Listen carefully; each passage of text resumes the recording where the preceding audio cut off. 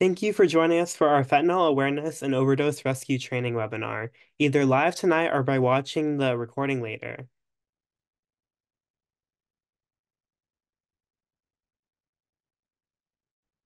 My name is Ronak and I'm in 10th grade, and I'm here representing Courage along with a couple of our other members. This issue is important to me because fentanyl overdose is a very scary thing considering it takes less than a drop for an overdose to occur. I'm glad that so many of you have chosen to join us because having more individuals who know how to take action during a fentanyl overdose could save many lives. Without more people participating and spreading awareness, our society wouldn't be the same. So thank you again to everyone who has taken the time to listen to our session. I am excited to be here with all of you this evening. We know your time is valuable and we appreciate you spending some of it with us. I would now like to review a few logistics for our event. You may have noticed that this presentation is being recorded. However, all the attendees are muted and are not on video. The webinar recording will be available to everyone after the presentation, so you can access all the information being shared tonight. As an attendee, you will receive an email with a link to the recording, as well as any resource links that we share during the presentation. We ask that you please utilize the Q&A box to submit questions. We will monitor the Q&A box throughout the presentation and have time set aside after the presentation to respond to questions. We will provide key resource links via the chat box, and they will also be sent out to all attendees via email following the presentation. Lastly, you will have the option to respond to a quick survey when you leave the webinar. Please take a few minutes to provide your feedback so we can continue to improve on our events. We would like to acknowledge that we are holding this event on the traditional lands of the Yokuts, Karkin, Confederated Villages of Lijan, and Ohlone, Miwok, and Mawika peoples.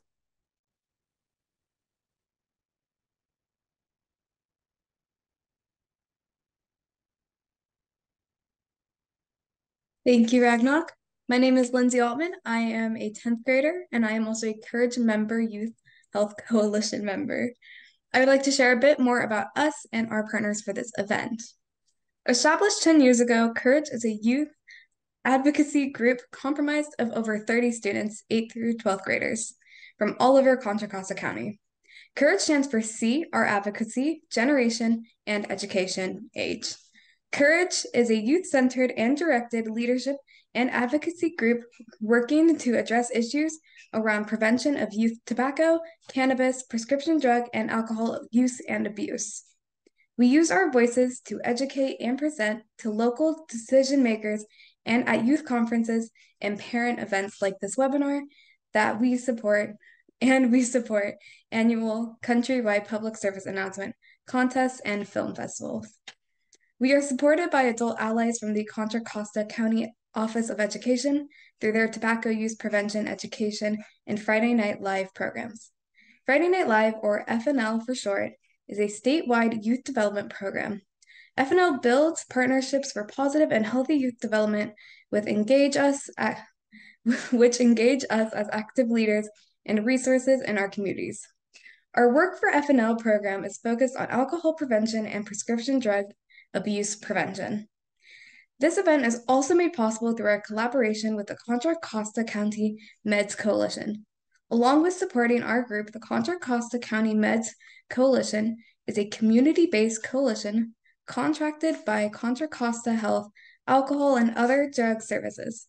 Their mission is to prevent prescription drug-related misuse, addiction, and overdose through community education and engagement, policy change, and advocacy.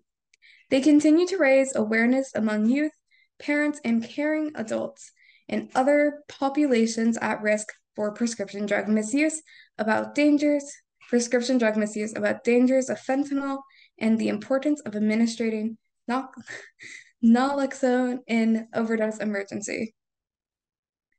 Joining me tonight, to also share their experience and expertise are Jessica, who is in 11th grade, Mariella Sanding, coordinator of the Contra Costa Meds Coalition, and Kelly Perkins, our local parent and educator. Again, thank you all for joining us this evening, and I'm now going to turn it over to Morella.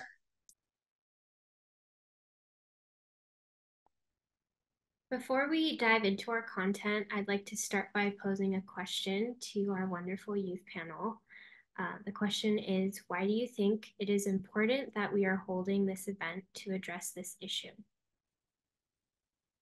I think fentanyl overdose has been a crisis and an urgent issue that we need to attend to.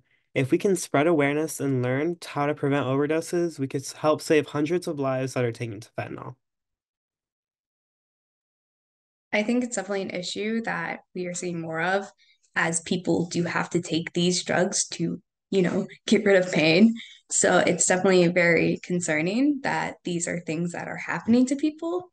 And yeah, I don't want it happening to people that I love. Yes, definitely reflecting on what they've just said, it's become such a big issue in our community and our society. We're seeing it cases where people accidentally use it and then they end up dying.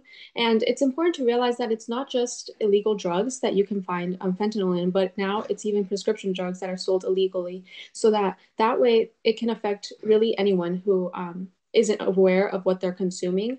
And that's why it's affected so many people. And we need to realize that it's becoming such a big issue and we should all come together as a society to do something about it.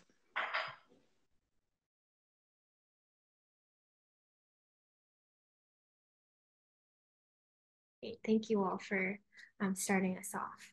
So again, my name is Mariella, and I will be giving the bulk of the educational portion for tonight's webinar. Next slide, please. So starting with a little bit of background on the fentanyl crisis itself, just so we can get sort of a larger scope of things. Next slide, please. So in the year 2022, over 109,000 people in the US died from drug overdose. This includes every drug, even alcohol, which averages to around 300 deaths per day. And of those deaths, almost 83,000 of those involved opioids. Now, historically, drug overdose has affected young adults, so ages 18 to 25. However, we're seeing more youth overdose deaths now more than ever. In fact, there's been a 109% increase in overdose deaths among young people between the years of 2019 and 2022. This is mainly due to the fentanyl crisis. So, sort of zooming in a little bit more, what does this look like here in our county, right? So in Contra Costa County, this graph shows every fentanyl-related overdose death in our community up to the year 2022. And we can see that from 2019 up until 2022, the numbers really skyrocket. The numbers just about double. There are a couple of reasons as to why that happened. The first is this is around the time that the COVID pandemic really began. People were in isolation and were more likely to misuse, if not relapse on their drug use, which caused them to be at higher risk for overdose. This is also when the prevalence of fentanyl really came about in our street drug supply, which is why, again, we see that significant uptick in deaths, even here in our community. Okay, so switching gears a little bit, you can advance to the next slide. There are three main types of prescription drugs that people tend to misuse. This includes prescription opioids, otherwise known as painkillers, prescription stimulants, sometimes referred to as study drugs or diet pills like Adderall, Dexedrine. And the last is CNS or central nervous system depressants, otherwise known as sedatives. So that can look like Xanax, Valium, Ativan, etc. For the purposes of this presentation, because we're focused on fentanyl, I'm mainly going to be talking about opioids, but just note that these are the three most commonly misused types of prescription drugs and the kinds that people are mostly developing addictions to. So Painkillers, like the name says, is meant to treat a really severe amount of pain. So when opioids are prescribed, they're usually prescribed to people who are undergoing surgery, either before or after their procedure, to relieve their pain. Now, when the opioids are taken, it essentially erases the pain out of a person's body and replaces it with a really euphoric feeling. Now, unfortunately, because these opioids are so strong, it's very easy for a person's mind and body to become reliant to the effects of it, which leads to an opioid use disorder or addiction. So some of those common opioids that are prescribed and also misused are OxyContin or oxycodone, codeine, Vicodin, and Percocets. Some of those negative common effects that can occur from misuse include extreme drowsiness, really uncomfortable constipation, and even slowed or stopped breathing. And I want everyone to try and remember that last effect of slowed or stopped breathing, because that's also the #1 sign to look out for when someone's overdosing on an opioid. Okay, so I know that the reason most of us are here tonight is because we want to learn about fentanyl. It's a really pressing topic right now. We're in the height of the fentanyl crisis, really. And so I'm here to provide this information for you all. And I also, again, want to encourage you all to use the Q&A box to learn more if I don't go over something that you're curious about. So fentanyl is an opioid. It's considered a synthetic opioid, and it is actually prescribed in medical settings.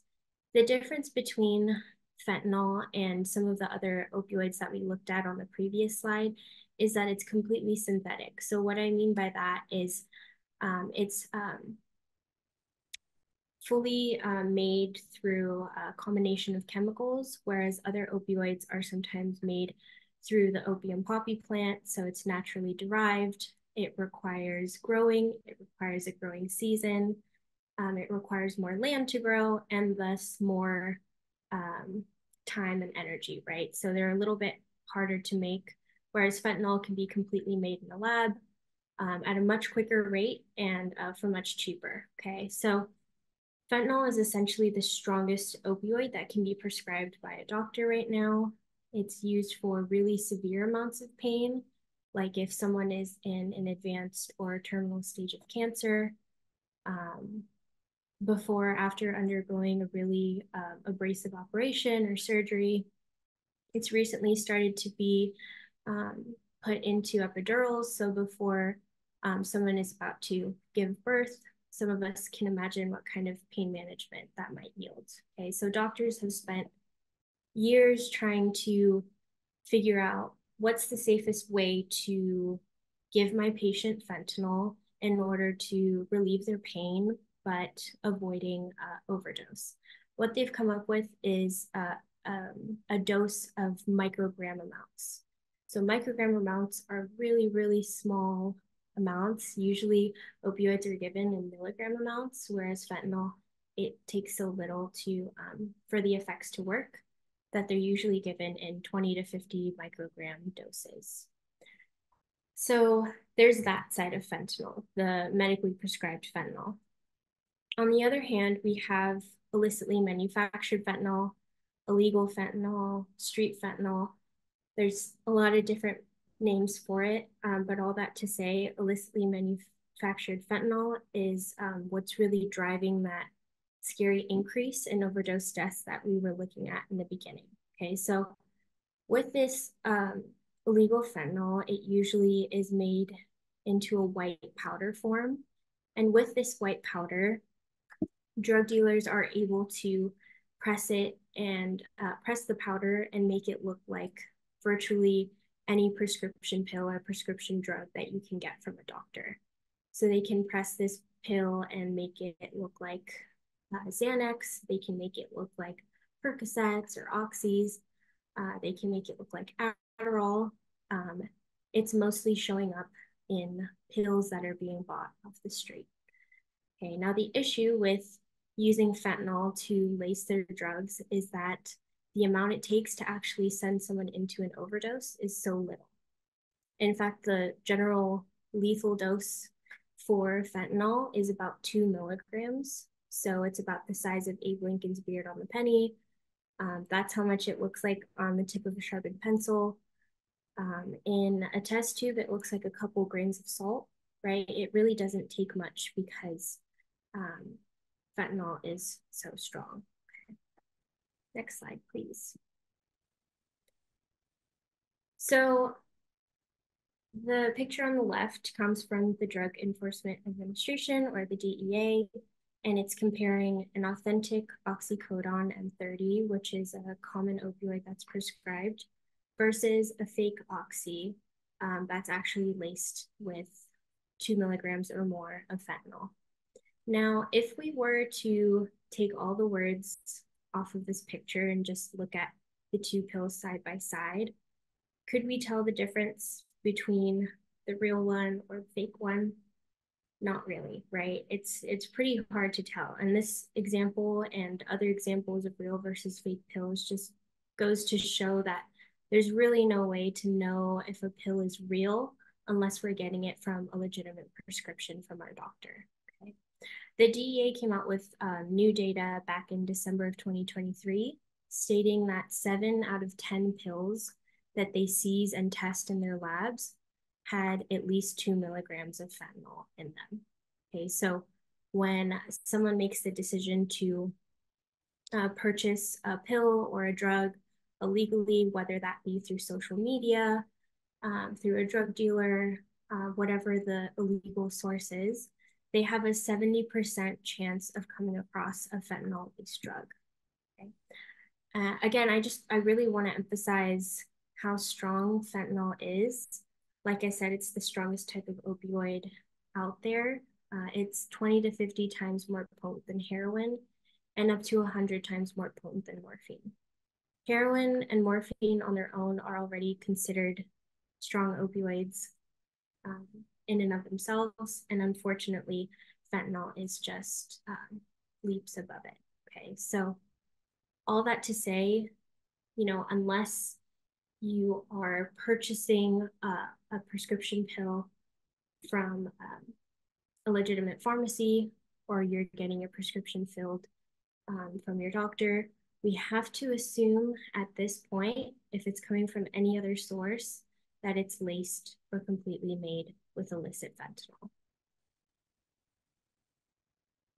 Okay, let's move on to our second student panel question. What do you think is most important for parents and other caring adults to know about fentanyl? I think one of the most important things that we need to understand is that it is likely in any pill and every pill that you would get off of the street, or any pill that you don't get from your legitimate doctor or pharmacy. It's crazy. Yeah, in a similar way, I would say kind of the same thing. It's important to know that this isn't just found in illegal drugs. It can be found in any types of drugs, like prescription drugs.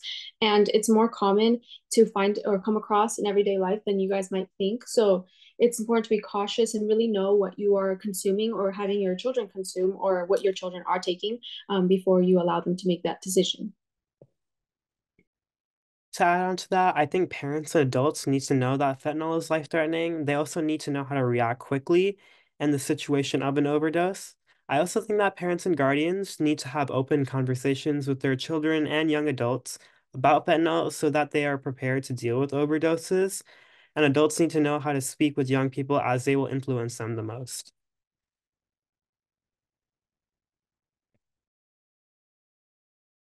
Thank you all for that. I appreciate you sort of summarizing what we've learned so far. So now that we have all of that background information, right, we know the sort of the dangers that come with taking fentanyl. What are some things we can equip ourselves with as adults to keep kids safe, or to keep people safe in general? The most important thing is knowing that naloxone saves lives. Okay, so naloxone is the name of the medication that's used to reverse an overdose on any opioid and opioids only. Maybe you've heard of Narcan. That's sort of the most popular brand name for naloxone. Narcan comes in a nasal spray form, a 4 milligram dose that's sprayed into the nostril. But just note that naloxone is the name of the actual medication, so it can come in a couple of different forms. There's an injectable version that is more so seen in a medical setting. It's a lower dose, but Narcan is what's most publicly available because it's just more user friendly and also easier to get your hands on. So in order to actually rescue someone from an overdose, we have to know what signs to look out for, right? Like I mentioned in the drug overview, slow, shallow, irregular breathing is a key indicator. When someone has an excessive amount of opioids in their system, it blocks any oxygen from being sent to their brain, which causes them to pass out, which is where that loss of consciousness comes from. They can be close to passing out as well. Some of these other signs might show up too, like discolored fingernails and lips, really small pinpoint pupils if you can get their eyes open. If you've ever felt like cold, clammy skin when someone's about to faint, that's also a key sign. And they might even be making a choking sound or a snore-like sound, again, because of that lack of oxygen. So if you see any of these signs in an individual, the first thing you want to do is try and wake them up. So shake them by the shoulders, shout their name. You can even give them what we call a sternal rub. So if you take your knuckles and you rub pretty hard on their chest bone, it's pretty painful, even if you do it on yourself. So if at that point they're still unresponsive, that's a good sign that they need more help. Okay. Okay, at that point, the ambulance needs to get there as soon as possible. So call 911, report what you're observing in the person, and remember that the Good Samaritan law does exist in California. It varies from state to state, but here in California, it provides individuals with low level drug law violations. So what I mean by that is if someone were to be under the influence of something and they needed to call 911 for a friend, they will not be persecuted for being under the influence themselves. So this is really important. And I tell this to youth that I present to, that even if you yourself are in a state of being under the influence or being high, and you have a friend there with you that needs an ambulance, they need medical attention, our number one priority in that situation is to save our friend's life. Okay. This also goes for if you are to give Narcan as a Good Samaritan. If you're administering Narcan to someone, if you're administering CPR to someone in good faith for the sake of saving their life, you will be protected by this law. Next slide, please. Okay, at that point, we want to administer the Narcan. This needs to happen as soon as possible. So if there are multiple people on the scene, have one person call 911 while the other person administers Narcan. Okay, those two, the first and second step, need to happen as soon as possible. So the administration is actually super easy. All you have to do is lie the person flat on their back, just like the picture on the top right. You can even slightly tilt their chin upwards to clear their airways. At that point, you want to hold the Narcan device exactly like the picture and insert the nozzle or the long tube at the end into either nostril, doesn't matter. Push the pin or the trigger firmly so that the naloxone is sprayed up into their nose. Wait a couple of seconds and then remove the device from their nose. That's just to ensure that everything's been sprayed up into their nasal cavity. And then at that point, if you know how to give CPR, please give it. Again, we want to get their breathing back to normal as soon as possible. So chest compressions, mouth to mouth for the next 2 to 3 minutes. If you don't know how to give CPR, that's okay. Wait 2 to 3 minutes anyways. After 2 to 3 minutes, if they're still unresponsive, if their signs haven't improved in any way, you need to administer a second dose of Narcan. Now, that second dose of Narcan needs to happen with a completely new device. Each of these Narcan devices only holds one dose. So once you've pushed that pin once, you can't use the same one again. A new device needs to be unpackaged. If a second dose is required, you can spray it into the other nostril. There's a chance that that person could have congestion and maybe it just didn't spray all the way up into their nasal cavity the first time. Now, this process of administering Narcan and either waiting or giving CPR for the next 2 to 3 minutes repeats until the person revives. This is especially important to know with fentanyl overdoses because we're finding that with fentanyl-related overdoses, people are needing at least 2 doses of Narcan, if not more, to revive. Okay, there have been situations where 6 doses have been needed, 8 doses. It kind of just depends on the individual and how much fentanyl they really took. So that's why it's really important that we call 911 as the very first step, because if you run out of your 2 doses of Narcan and the person needs more, the ambulance is already on their way with more than enough. So if all you can do is call 911, at the very least, place the individual in a rescue position.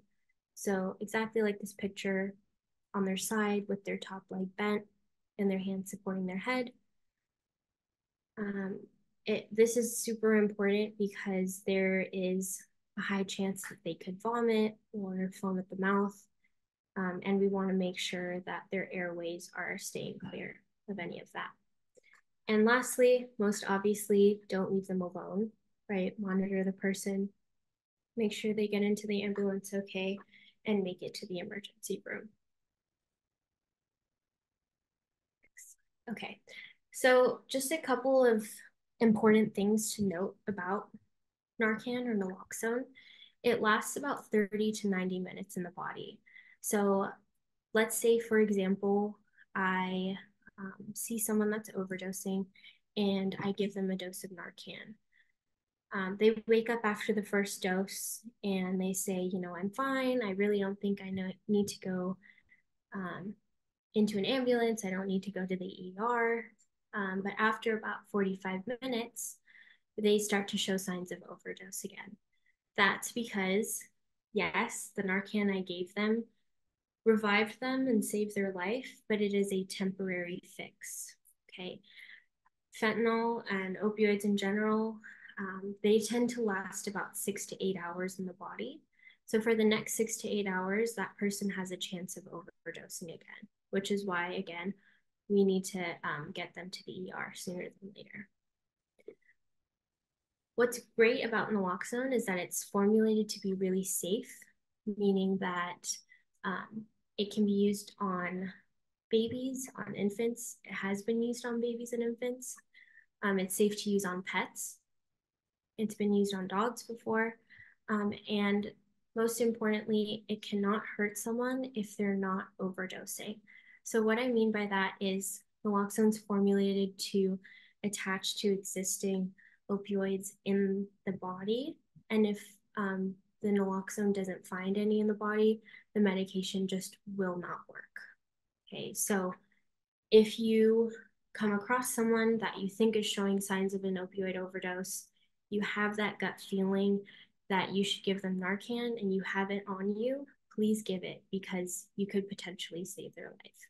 If it turns out that it's completely not opioid related and you gave them the dose, there would be no physical or mental damage to that individual. Okay, next slide, please. Okay, just some last takeaways before I end my portion. This is a popular saying that the DEA started, but that we've adopted as well. One pill can kill. Okay, we know that unfortunately in this day and age, we don't have sort of the room or quote unquote luxury of experimenting with drugs in the same way we did in previous generations. We know that any drug bought illegally can be laced with illicit fentanyl. Up and away, so another portion of our coalition's work is to advocate for safe medication storage, because we know that accidental overdose can also happen in the home. So if there are children in the home, it's important that we're storing our medications properly, out of reach from children, and that we're also disposing of any unwanted medications properly. So that means, you know, not hoarding it in our medicine cabinets, not flushing it down the drain or into the trash can, but instead dropping it off at our local pharmacy or police department. Lastly, have a plan. Always carry naloxone or Narcan on you, because you never know when someone might need your help. And the last is to be a trustworthy adult. So for all the adults listening in tonight, I want to thank you all for being here. First of all, this is a really great first step, but it's important that we're creating this open environment where our kids or the youth that we work with feel comfortable enough to talk openly and ask some, you know, potentially uncomfortable questions, but important questions around substance use. Okay, I'd now like to introduce our next speaker, Kelly Perkins, who is here as our parent voice to share her story. Kelly, thank you for being here. Hello, thanks for everybody that's joining. I wanted to start with this date, June 12th, 2022. It's a day where my life was forever changed, and I'm going to share that story.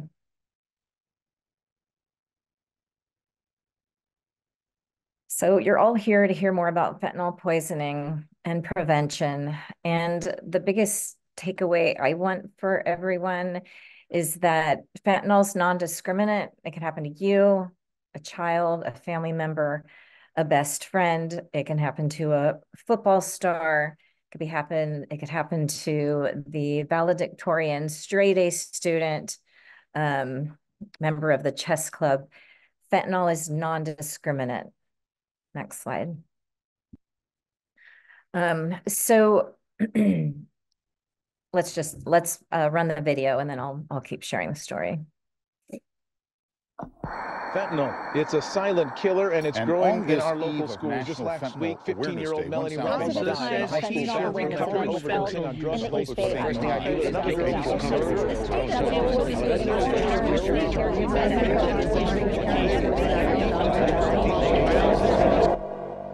I didn't know about Narcan really until my best friend passed away. Why I carry Narcan is because of the motivation of having a loved one that passed. To be honest, I just don't think that very many people know about it. As much as it may be scary to reach out to someone, people don't realize that it can be anyone. They just have to love you. Knowing that I can be helping somebody, for me, that's like my biggest motivation, and part of it is, you know, the security of it. Something about it just makes me feel a lot safer. You just never know what's going on in somebody's life. One thing that we can do to help is just get rid of that stigma and talk about it more.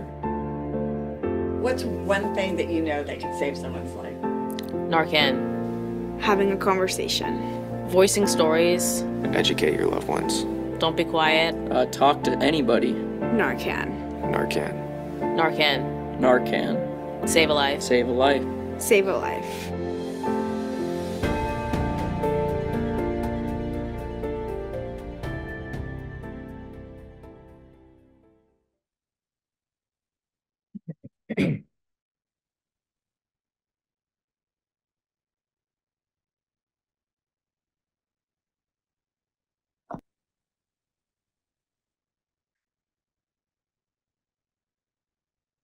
So you heard all these young adults talk about Narcan and how it can save a life. You already heard the signs of an opioid poisoning and how Narcan can clear the brain of the opioid. This young man here is Carson, a student from Northgate High School in Walnut Creek. He died from fentanyl poisoning June 12th, 2022, and he's my son. Carson was alive when I found him. His breathing was slow, like Mariella gave as a sign. His lips were blue. I couldn't revive him, but I never heard about fentanyl. And not knowing anything about it, I didn't have Narcan. And we started CPR, but it wasn't enough. By the time the paramedics came, it just was too late. Next slide. Okay, not yet on that one. So when my son passed away, it made me question really my purpose and how to move forward, how to get out of bed the next day. And one thing I decided I had to do is to try to share with every parent that would listen, every teenager, young adult that would listen, that fentanyl is absolutely everywhere. Carson didn't grab a Xanax thinking it was going to kill him. He grabbed a Xanax a friend gave him because he was having a panic attack. Carson is one of 5 students from Northgate High School that died from fentanyl poisoning. Another student in our district, 14 years old, she died from fentanyl poisoning from taking an Adderall that a friend gave her. Besides speaking to parents and teenagers, which is part of my healing, part of me working through my grief, I started a nonprofit, Carson's Wings of Hope, and its main mission is to educate people about the dangers of fentanyl and other opioid poisonings, to give educational resources for anybody that's looking for them, and financial resources for people, young adults, teenagers going through recovery, trauma, mental health issues. So that is on the slide at the end. If you know somebody that needs help, please send them to Carson's Wings of Hope. And probably the last thing before the video, a little backstory about Carson. He was a great football player, and just one game, he took a bad hit and suffered a traumatic brain injury and almost severed his spinal cord. And he was in the ICU for quite a while, and then was on home and hospital. And he did not walk out of the hospital the same kid. He had horrible anxiety and depression. And I hear it's not uncommon with brain injuries. And he didn't know how to cope with it. And he tried marijuana. Instead of making him feel better, it made him feel worse. Somebody said, try Xanax. Anyway, as a parent, you may have heard your kids say, gosh, I'm so anxious right now. I have all these tests to study for, and I'm worried about my grades, or I'm really depressed right now. And I'm encouraging you to listen to what they say and don't brush it aside. And don't tell them they need to get stronger and grow up, because they just might not. And if they don't feel they can trust talking to you or get help from you, they might try to find it somewhere else. And unfortunately, the somewhere else is from friends and from the resources that teenagers, you could ask almost any teenager how to get something and they will tell you. So listen to your kids. It's so important. It might help save their life. And then the last piece is a video. These videos are from some of my son's best, closest friends whose lives were also forever changed on June 12th, 2022. Carson was my missing piece. Carson was someone that I almost looked up to as like a bigger brother. He was on the same journey as me. He made me feel very safe. I knew him since 5th grade. He was my best friend. I got a call from my friend and he was like, Carson died. I still like replay that moment and that phone call in my head and it doesn't feel real. Like none of this feels real. I think the world lost what could have been for Carson's future. I mean, he'd always talk about having a family and being a dad. What got lost in your life when Carson died? Still doesn't feel real, but it feels like I've lost a part of me. I don't even know how to answer that. There's a part of me that, you know, doesn't always feel safe. His death, I'd say, just makes you appreciate more of the little things. It kind of just changed your perspective on life and how short it could be. You always think, like, what more could I have done? You can't hold a gun up to everyone and say, no, you can't do drugs. You just have to educate people.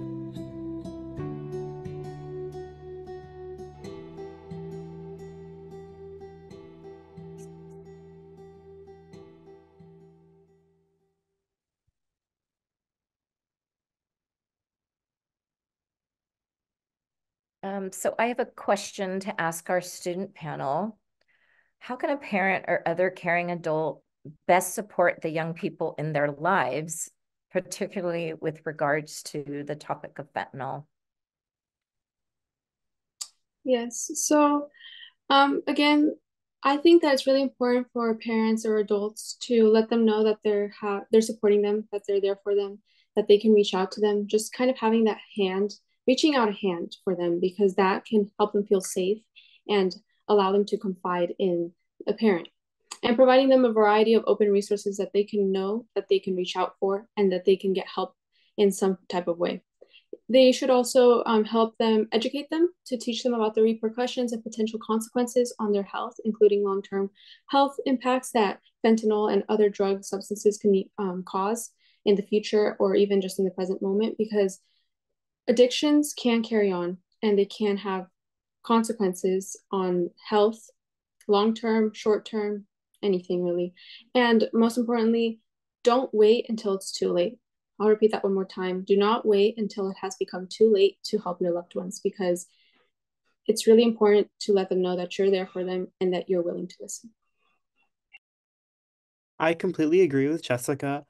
I think parents support their children emotionally, it makes a really big impact because having your parents support you emotionally makes children know that there is someone there for them. There's someone they can look up to for support.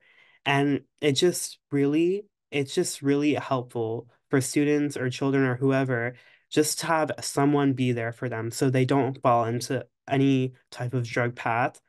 I also think that adults can help support young people by making sure they talk openly to students and young adults about fentanyl and teach them awareness and how to deal with overdoses, how to be cautious of fentanyl and how to protect themselves. And yeah, just like be open about your conversations about drugs, about marijuana, about tobacco, about any type of drug.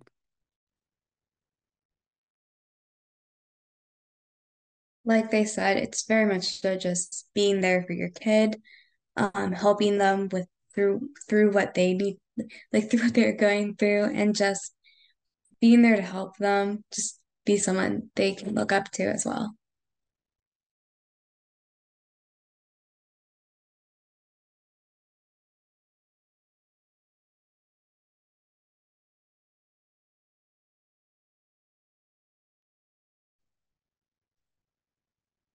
Mariella, can you please share with us how individuals and organizations can get naloxone?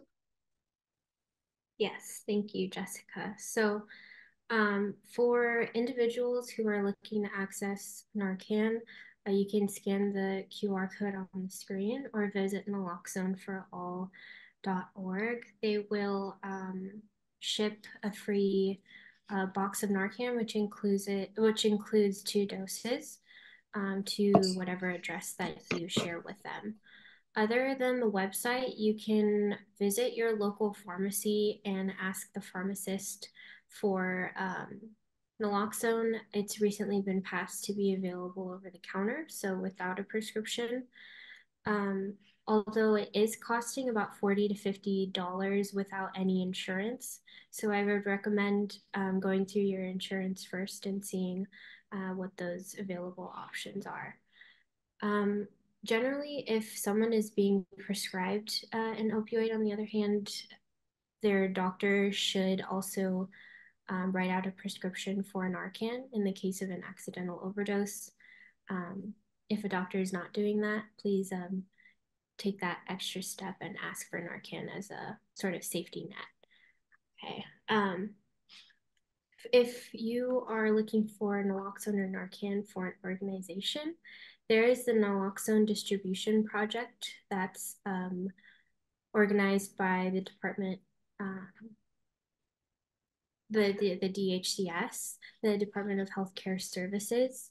And basically what they do is they offer free Narcan for organizations that qualify for the project. So a few of those organizations that qualify are nonprofits, first responders, law enforcement, community-based organizations like libraries, veteran organizations, religious organizations.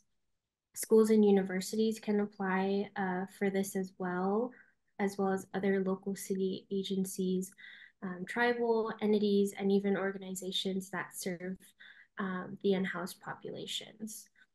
I don't have site-specific info about if a specific school in the county or the state has Narcan available on their campus. So I encourage you all to reach out to your school's administrators for their safety protocol regarding the use and availability of Narcan on that respective campus. Thank you so much, Mariella. I would also like to share a few more important resources. The websites are on the slide, and we will also drop the links in the chat and include in the follow-up email. The first is the Contra Costa Crisis Center, who provides 24/7 resources for people experiencing crisis or for those helping someone else with a crisis. They also connect people with other services in our communities. Anyone can also call the Behavioral Access Line for care for mental health and substance use, either for themselves or for someone that they really do care about. Contra Costa Meds Coalition and the National Coalition Against Prescription Drug Abuse are also both great resources for those interested in learning about prescription drug abuse, accessing related resources, and how to help others. And lastly, Carson's Wings of Hopes provides educational and financial resources for people struggling with trauma, substance abuse, or mental health challenges. And here are all the links that you can access and look for to find more information. And then the parent guide. Lastly, I also want to direct you to the new parent guide on substance use and mental health. This online guide is focused on information and resources to protect and care for teens who may face substance use and mental health challenges. It is intended to help adults support young people in your lives to make pro-health decisions. And then thank you again for joining us this evening. We hope you found the information and resources valuable. We are now moving on to the Q&A portion of our event. As we do so, please take a few minutes to respond to our event survey. We appreciate your feedback as it is to help us make improvements for future events. Look at what questions folks have, and we will do our best to answer them. And here's the link and the Q&A.